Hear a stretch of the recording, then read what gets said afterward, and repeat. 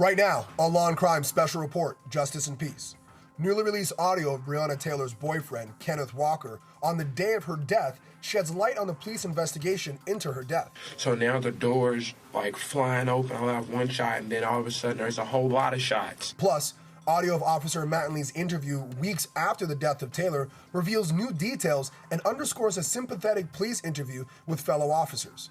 I mean, they were like shoulder to shoulder. My mind's going, this ain't right. You know? Later, the LA County Sheriff announced that they have officially ruled the hanging death of Robert Fuller a suicide. Fuller was diagnosed for having auditory hallucinations. Justice and Peace bringing you inside the movement for police reform. It's Friday, July 10th, 2020. Good afternoon, everyone. I'm your host, Brian Buckmire, here at Justice and Peace. Let's start off with the updates in the Breonna Taylor case. We are now seeing the release of audios, both from Kenneth Walker, the boyfriend of Breonna Taylor, who was there in the home, admitting that he shot, believing that there was going to be an attack or some sort of intruder coming into the home. But we also hear from Officer Mattingly. That's the officer specifically who entered the home first and was shot in the leg. Let's start off with the officer's interview with the IAB, how he recounts what occurred. At that point, Lieutenant Hoover said, go ahead and hit it. So I looked at Mike and said, go ahead. So he hits the first time, and it hits right on the door handle and didn't move the door. And every time he hits, people are announcing, please search warrant, please search warrant. Second time he hits the good spot, and it almost knocks the door open. I could see the deadbolt at an angle, and I could see a crack in the door leading into the apartment. So I said, this one's going to go. So he hit the third time, and as soon as he hit the door, came open, they're yelling, please search warrant, please search warrant. I go to around the corner. I clear the living room on the right-hand side where you can see the sliding glass door. As I turn the corner, as soon as I cleared the threshold of the front door, I could see down the hallway. My mind your mind works so quick in this situation, it's unreal. Because as soon as I cleared it, I'm face on about probably 20 feet away, right down the hallway. There's a bedroom door on the right, and there's the male and a female. The male's closest to the door, so it's to my right. And as I turn the doorway, he's in a stretched out position with his hands with a gun, and as soon as I clear, he fires, boom. And it was almost like at the shooting range where two things flip at the same time, and you got to shoot, no shoot. But I mean, they were like shoulder to shoulder. My mind's going, this ain't right. You know, something's off here. Because all the doors I've made entry in, I've never seen this. And so I hit this corner, and it goes boom. And as soon as the shot hit, I could feel the heat in my leg. And so I just returned fire. I got 4 rounds off, and it was like simultaneous. It's boom, boom, boom, boom, boom. And then I went back and went down on the side of the door and then reached around, and I think I got 2 more off around the corner of the door. And then I could really feel the blood in my leg, so I reached down and felt it, and my hand was full of blood, and I knew it hit my femoral at that point. All right, so that is just a few minutes, maybe about 90 seconds or so, of what lasted as a whole 40-minute interview 2 weeks after the death of Breonna Taylor, with counsel present. Now I'm joined with Leslie Ricard Chambers, former prosecutor. Leslie, let's talk not only about this, but kind of in the context of everything. You have this officer giving his version of what occurred, his truth, and walking us through it. And I know we only saw a tiny clip, but some of my concern was sometimes he wasn't really pressed on certain facts or certain questions, as I would assume in a cross-examination or trying to get to the truth. What did you make of this type of investigation and this type of questioning of this officer? It sounded a little open-ended to me. I interpret it as them wanting to give him an opportunity to explain or elaborate on his perspective of what happened that night. And you're right, we did not hear all of the interview in that clip, but I would have liked to have heard maybe some specific questions about when he arrived on the scene, who was he with when he arrived on the scene in terms of, what officers were he with, how many officers were present, because we only capture his details as to when he was inside of the residence or attempting to gain entry into the residence, and not necessarily what led up to that point. Yeah, and I agree. The unfortunate part of having a half-hour show in a day is I can't show you the full 40 minutes and the full hour and change of Kenneth Walker's, but I did have an opportunity to listen to it, and I would encourage other people to listen to it as well. Don't just take my opinion. The way that I looked at it, Leslie, and they actually don't ask those questions of the officer. And at least, and I want your opinion on this because I always ask former prosecutors and prosecutors the same. I was like, I always take cross-examination as sometimes like the best way to get to the truth. And I think about it as shop class, when you made a chair or something like that and the teacher says, okay, it looks nice, but let's put a brick on it to see if it actually holds up. That brick in my mind is a cross-examination to see if your table is sturdy. Sometimes I think the argument is we don't see that of officers. We don't see that brick put on top to see if it's sturdy. We just let the table lay. How do you get to justice without that brick?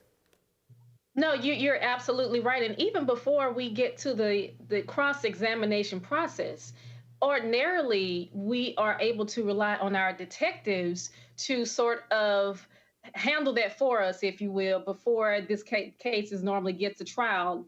Detectives usually are a little bit more inquisitive, and they try to get into the weeds. And the way that they get into the weeds is by asking those clarifying questions or those follow-up questions. And really, by the time these cases or any case gets to trial, then the prosecutor is able to say on cross-examination, really ask those leading questions. Well, you did this or you did that. Or wouldn't you have done X, Y, and Z, or didn't you do ABC or what have you? And so that's what's absent here. And I take your word that that was not the case during this 40-minute interview. And so that with that not being done, to me, it just opens up the potential for there to be the exposure that maybe proper protocol was not done during the execution of this no-knock warrant. Yeah. Now let's show a clip of Kenneth Walker's interview. Again, it's just a clip. I want everyone to go and educate themselves and watch it for themselves, the full thing to compare and contrast, but let's look at a small bit of it. So you said you grabbed your gun. Do you have a CCDW? Yeah. What kind of gun do you have? It's just a 9mm. What's it look like? Color? It's silver and it's black. It's a Glock 9. So you said you grabbed it. Just because we were scared at this point, like it's loud boom, it's late night, and we're asking who's at the door. Nobody's saying anything, and then you keep knocking, and then you're not saying anything. So I'm like, what's going on? Like I didn't expect. It scared me when the door like got kicked and stuff. So my only reaction was to do that. I'm trying to protect her. Like she didn't have a gun, so like. Does she own a gun?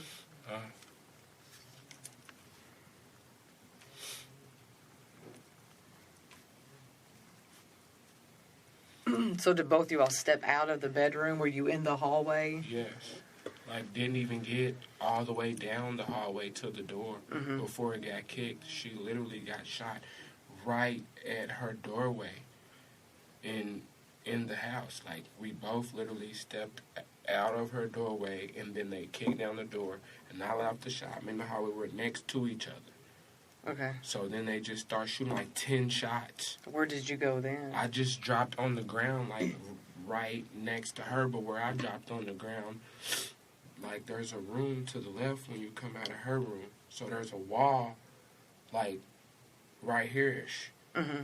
So when I just dropped on the ground, I like scooted over, but I'm trying to like, I don't know if these shots, where they're going or stuff, you know, I'm scared. I've never even been that close to somebody shooting a gun, but unless it's in a controlled environment, such as at the range or something. So I'm like freaking out. I can't register anything that's going on. So you just fired off one? Yeah, just one. That was just a warning. I don't know who's coming through this door. The door just got kicked off the hinges, so I'm scared.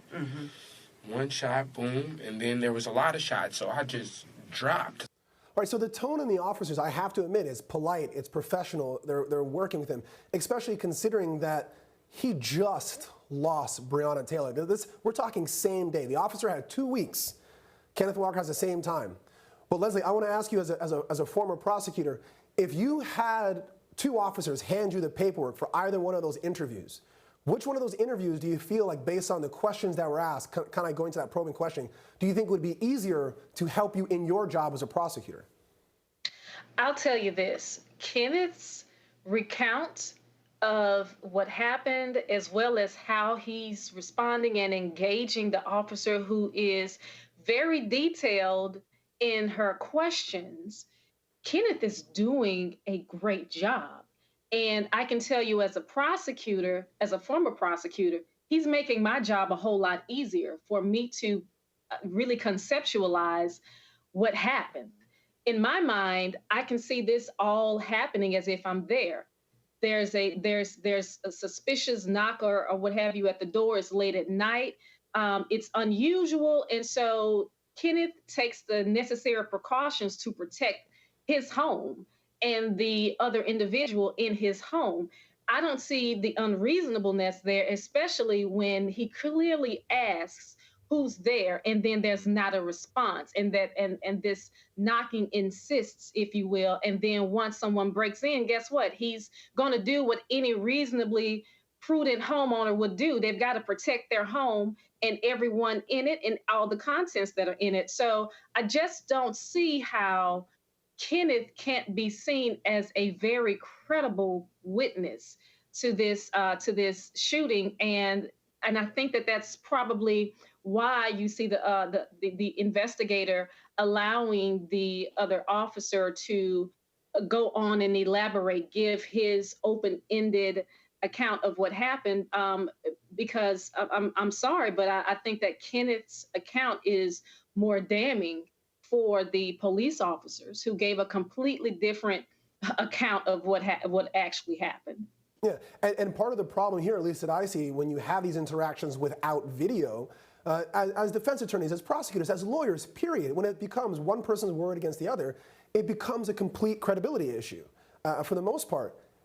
Kenneth, I agree with you. His testimony or his statements, based on how he's answering and going back and forth, that has a greater ring of credibility and truth, to me at least, than the officer. And I think that's where we are. Did you hear something similar or something different? I heard something very similar, and you got to think about this in the context of making the presentation to a jury. Your jury is going to be made up of everyday people. Yeah, you may have someone there that may have someone who's a family member who's in law enforcement, or someone who has some type of law enforcement experience, but there's going to be very, very, very few people who meet that criteria, right? And so if we're constantly hearing these messages across the country about how people have the right to own guns, about how people have the right to protect their homes, why is Kenneth an exception to that? He's not. And so I believe that people who are everyday folks who are going to be sitting on these juries, or this jury, they're going to be able to relate to that. Yeah. And of course, Kenneth was shortly arrested after that, in charge of shooting the officer, but because of public outcry, and I believe a lot of what Leslie is alluding to, the prosecutor ended up dismissing those charges, but we're still trying to figure out what's going to happen with the 3 officers with Breonna Taylor, as many are asking for justice. We're going to continue with more and other stories after this break here at Justice and Peace.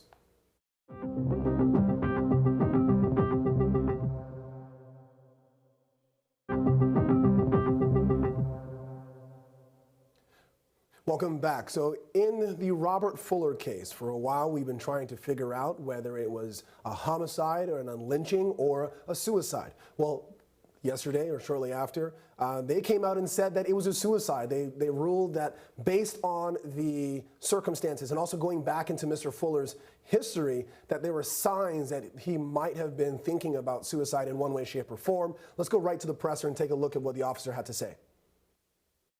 Identified a purchase from a local Dollar Tree store made on May 14, 2020, in which a red rope consistent with the one used in the hanging was purchased with the EBT card registered to Mr. Fuller. Because the transaction was a month prior to the discovery, there was no longer any video available from that store. Detectives were able to find other videos of Mr. Fuller making purchases with that same EBT card after May 14th, indicating he was still in possession of that card. Obtained from a hospital in Arizona was documented treatment in January of 2017 that Mr. Fuller was diagnosed for having auditory hallucinations, in which it was reported that Mr. Fuller stated that he wanted to put a gun to his head. In February of 2019, Mr. Fuller self-admitted to a California hospital. He was reportedly hearing voices telling himself to kill himself. In November of 2019, Mr. Fuller was treated at a hospital in Nevada for suicidal ideation and depression. He disclosed that he did have a plan to kill himself then. Investigators have met with the coroner's office and discussed the final results. Just this afternoon, the medical examiner issued their final autopsy report and delivered it to the Sheriff's Department and deemed this case to be a suicide. So this is a case where I think there are no winners or losers. It was a tragedy wherever you went, whether it was suicide or a lynching. And it appears that the officers did quite a deep investigation, going not only back to finding out that there's some sort of connection with him buying a rope that wasn't connected to him hanging, as well as looking at his mental health background as well. So it appears, at least at this juncture, it's a suicide. Of course, his family lawyer is going to have their separate investigation, and so we will keep you updated as to the Fuller case. But Leslie, again, in a situation where it's tragic on either end, whether it's suicide or a lynching, what did you make of this investigation and where we are so far in the Fuller saga?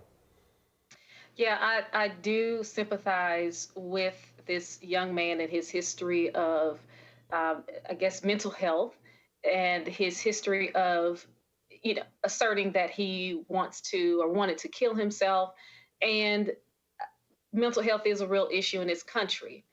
I do believe that it does support suicide. The conclusion that it was a suicide is supported by a number of factors, including, yes, his known history, as well as him going into the store, buying the rope with his own card. That's pretty overwhelming. And so, in fact, it does support the theory that he died as a result of suicide. It doesn't necessarily mean that just because all of those things happened, that it in fact was a suicide. So I think it's smart on the family's attorney's part to call for an independent autopsy. If I was a family attorney that represented his family, I would certainly be doing the same thing. That would be my first step towards trying to outrule what the pathologist has already said is the death of Mr. Fuller was based on suicide. Yeah. Now, in that presser, the conversation went to defunding the police, and this is what the sheriff ended up saying about that. What about budget? You've talked many times about how major crimes will be impacted by budget cuts. How might a case like this be impacted by budget? Oh, very, very easy, because we only have a finite number of homicide investigators. We have a finite number of major crimes investigators, Special Victim Bureau investigators, all these different units, and it's a county of 10 million people. And we're responsible for the investigative resources for probably close to half of it in one way or another. And when you cut resources, that means there's less people available. And some of these investigations involves multiple units. They have to do things. And that complicates even further. So you start taking resources away. That means that there's violent criminal suspects at large who will remain at large and will continue to harm other people until we finally get the chance, to apprehend them and complete the investigation. So you're just harming the community by cutting our budget.